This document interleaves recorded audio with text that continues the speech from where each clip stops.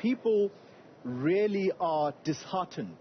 South Africans, ordinary South Africans, feel dejected that many of them say since 1994 they've been waiting for the provision of water and electricity, and these have come up very strongly in the lead up to yesterday's election. And perhaps it is worth therefore touching base on the electricity element, because as many South Africans went to the polls yesterday, they were hoping to make a change, and chief among their worries is the constant supply of electricity. And let's go now to Kopano Gumbi, who is our reporter outside Eskom, and we know that Eskom had promised that there wouldn't be any load shedding, at least for the week that the IEC is going to be tallying the votes. Kopano, very good morning to you. So does that promise by Eskom still stand?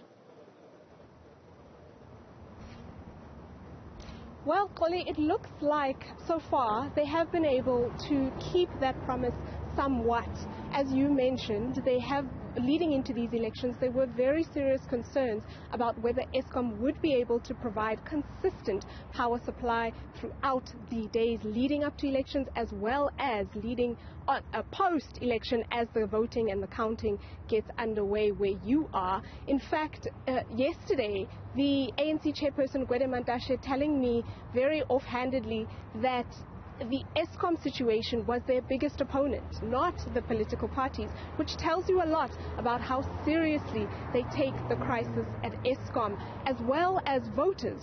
Lots of voters that we've spoken to across the country kept telling us that really their biggest concern was water and electricity. They were voting, but they knew that they didn't have consistent electricity supply, which was a big concern for voters leading into it. It looks like Eskom kept their promise and kept the lights on yesterday, barring a few exceptions in the Western Cape that we were told about, that there was an electricity shortage in a few of the voting stations, a few regions, but by and large, Eskom were able to keep their promises. Now, this does not come at a small cost, given that the total demand last night was still greater than Eskom's generating capacity, and so they're leaning heavily on their reserves and their emergency resources to provide power in this week. We know that this is a short-term fix. We heard from the Minister of Public Enterprises, Pravin Gordhan, just last week, in fact, telling us about how they plan to get Eskom underway and to try and fix